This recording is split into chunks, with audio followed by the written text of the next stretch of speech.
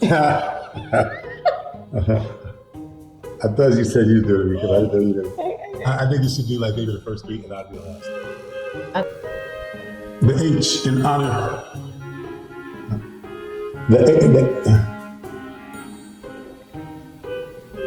So we appreciate you guys tuning in for another episode. Oh my gosh. Oh my gosh. You're almost done. And H in launch is honoring the timing. And so we appreciate it. We appreciate it. Get late. And like Barbara said, we're not telling you to quit your job. Timing is everything. You got to know that. You got to understand that. It's really showing. I'm just saying. It's really like it. I'm sorry. I'm having to start again. This is really like, you're so tired, babe. Okay, go ahead.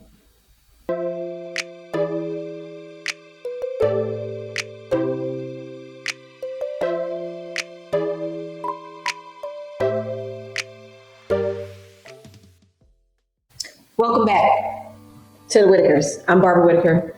I'm Huey Whittaker. Today we're talking about the importance of keeping your 9 to 5 while you pursue your dreams.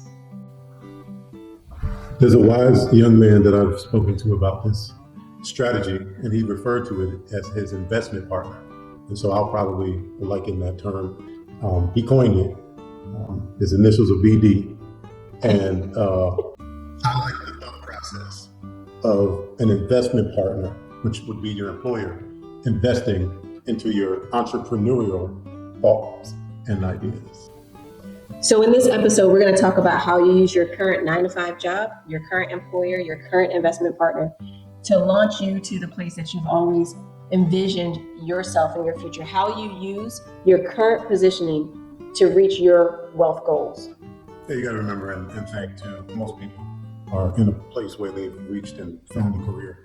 That's not a job anymore, something that they're building, something that they grew into, so they have a passion behind it. They don't necessarily want to leave it, but they do want maybe a more flexibility. Maybe their kids are young, they want to spend more time and have access to be able to join and participate in some of these midday activities at the school. For some reason, think that parents are available to join.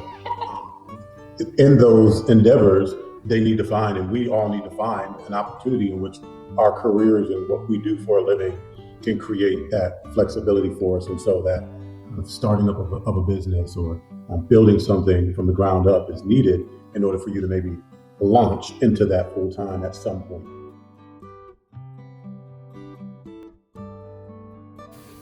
So let's talk about launch. We'll start with L, which is leverage income in your current position, your current job, your current 9 to 5.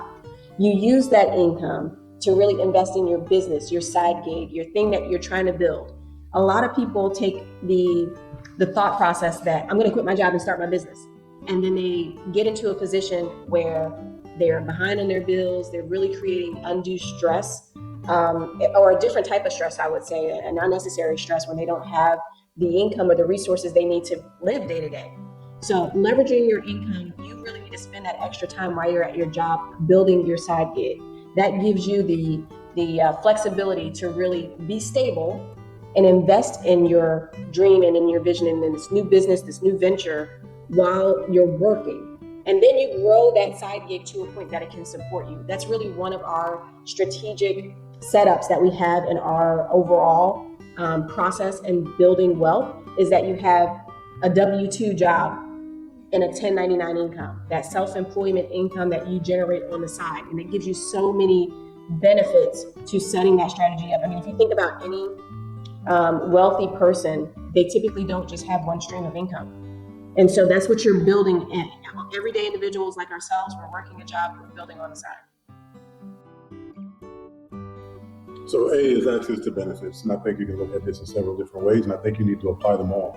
First of all, just adding on to what Barbara's saying, one of the access points to benefits is the benefit of having a passion and caring about what you do, but then also adding on to that, right? And having the beneficial opportunity of being able to add income to your normal revenue stream, or kind of your stable income checks that are coming in that's paying and keeping you, secure essentially.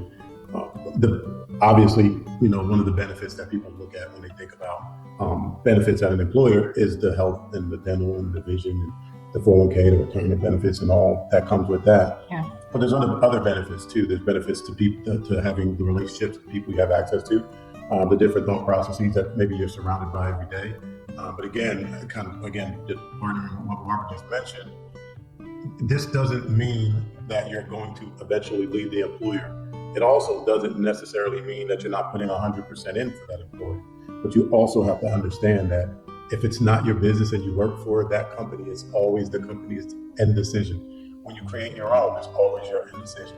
And they can be married or be very, closely aligned, that really to where it's almost, they work hand in hand. And those are really when things are functioning well and it's going well, is when they really are married to each other, essentially, maybe within the same industry, or they just, really correlate well between the two, to where you can always really just be in a place where you're helping people and being a benefit and a resource to them, and not necessarily having to put one or the other hat on, but they just marry that well together. So let's talk about you.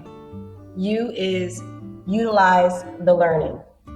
When you're in your day-to-day job, you go into work and you see how decisions are made, positions that people have, how effective and efficient the company is, where there are voids and where there are opportunities. These are all moments that you can take a look at and utilize that to your benefit. Because if you're trying to build your business, these are things that you can transfer into your business setup, or not transfer, the do's and the don'ts. You see how things happen from a larger scale, possibly, or even a smaller scale if it's a smaller company. And you can directly learn from what's happening every day, whether or not it's something you should implement or not implement. Okay, hey, this is a good idea. Or I see they created this efficiency here. I know this is a good program. You're learning on their dime. And so you can use that to your benefit for information that you can take for you when you are building your business on the side while you're working. So N in the launch is nurture. And so nurture really just needs to be built into the time that you let the side gig or business develop. And so you need to nurture it. You need to be able to spend the time with it, but also allow yourself grace if it doesn't take off the way you thought. Maybe you need to make adjustments. Maybe you need to add people into it. Maybe you need to consult. Again, going back to the benefits, you have people around you that may be able to help you. That's with your employer as well. But you got to nurture the side business to allow it to become something that's substantial enough to what your initial vision was. Again, doesn't necessarily mean it's going to take over exactly what you do for a living and be that one thing, but it also could be. And so what your initial vision needs to, or is, you need to make sure that you continue to align it as close as possible to that, but it allows and needs to be nurtured so that it can be what you want it to be. But I also think in addition to that, one of the important things is you can evaluate yourself. A lot of times, you may not be the best employee on your job. You may show up late often. You may take off often. You may not have a great work product. You may not be very efficient and effective. And for me, and I know this is the same for Huey as well, we never look at the person that owns the company or people that run the company as our boss. We always look at it as we're there really working for ourselves.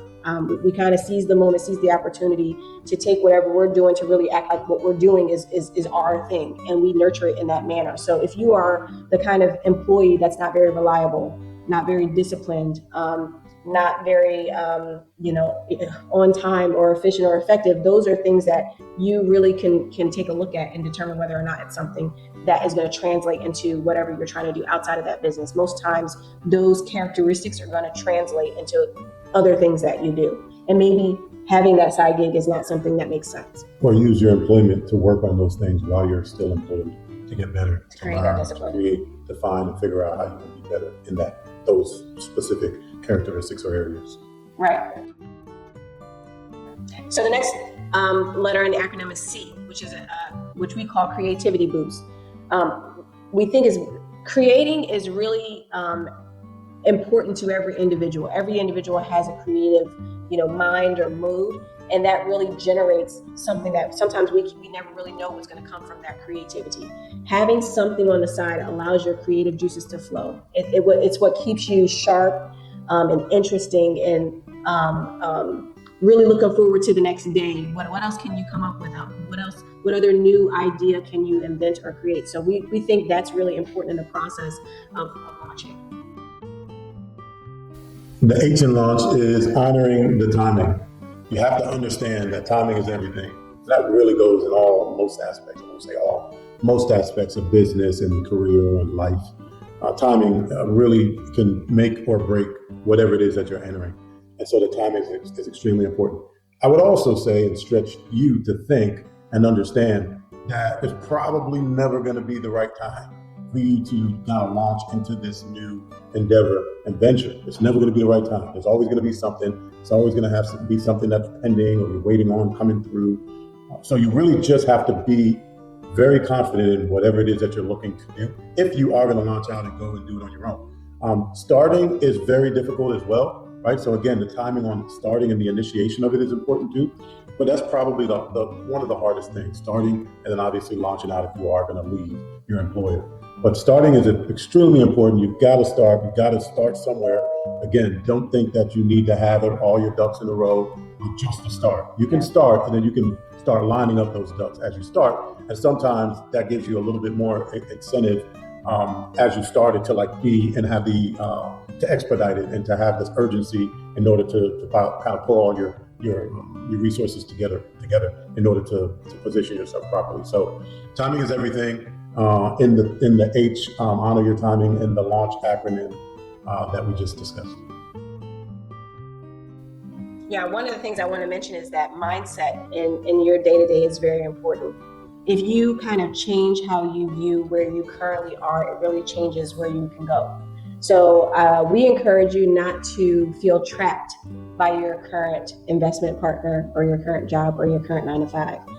There's another way to look at your current situation. If you flip the script and consider that this is an opportunity for you to really gain some on-the-job training skills for your next venture, it really changes your whole perspective and why you are where you currently are. You have a choice. You can make a change. You can make a move at any point in time. So it's all up to you. This is a strategy, having this 9-to-5, this employment, this investment partner that has or provides some level of stability until you're able to take certain risks is really important in your wealth building strategy. And we believe that when you marry the two, the benefits that you reap if you're doing both at the same time are really endless. A lot of companies, owners or entrepreneurs that own companies, they pay themselves a W-2. And so they're reaping the benefits of both the 1099 or the company side where they can take write-offs, and then they're also getting a paycheck. There is something to the strategy that we encourage you to really look into. And so just remember, right? And if you kind of put yourself in the opposite side, in the shoes of either the owner, employer, manager, boss, whoever it is that you're working for, you would not be a good investment partner to them if they did not give their all while they were working with you. Meaning that you cannot slack off. That what we're saying does not give you an out to say, hey, I'm going to be leaving this job anyways. I'm going to be leaving this situation anyway because I'm starting my own thing. Yeah. You're going to be doing double duty is really what this is. Until you have your established situation that either you want to create in order to go fully 100% full-time in, or that you want to build it as kind of maybe a side thing that's going to provide an additional stream. But remember, if your employment is foundational, and that's really going to be your secure, like your safety net, you need to keep that intact. So I want to make sure that's very clear. I'm not saying to slack off, do less at your employer, any of that. Right. You're going to actually probably need to excel even more, so that maybe you can get a little bit of time to put into this during certain days. That means you're probably going faster and harder, so that you can allow yourself some time to get the other things done that you need to do for your side hustle. Yeah. And that should only be for a period of time. You should only be, well, for us, it's been for an extended period of time, but it's only by choice. And it's a lifestyle at this point. Like, this is just what we do. And everything that we do it marries well with each other. So Correct. It's all built in. Yeah, it's all connected to our careers and what we do on a daily basis. And so it makes sense for our structure. But if you are, working in a restaurant, but you want to build a business, crocheting, those two don't necessarily go together well. You can work two at the same time, and then maybe you want to get into a business that marries both of the two so that it makes sense. You can gain things from those married operations, and it really excels what you're doing on the outside much faster than you would if you weren't doing it at home. So to recap, we encourage you to launch into your next phase of your wealth building process. And that doesn't necessarily mean quit your job. You're going to launch by L, leveraging your income. A, access your benefits. U, utilize the learning. N, nurture the opportunity. C, creativity boost. Make sure you're creative in your thinking and your thought process. And H, honor the timing. Remember, timing is everything. And like Barbara said, we are not telling you to quit your job. Don't quit your job. So we appreciate you guys tuning into the episode. We hope you enjoyed it. We hope you got some nuggets. Until next time, start small, grow bold, be fruitful. Amen.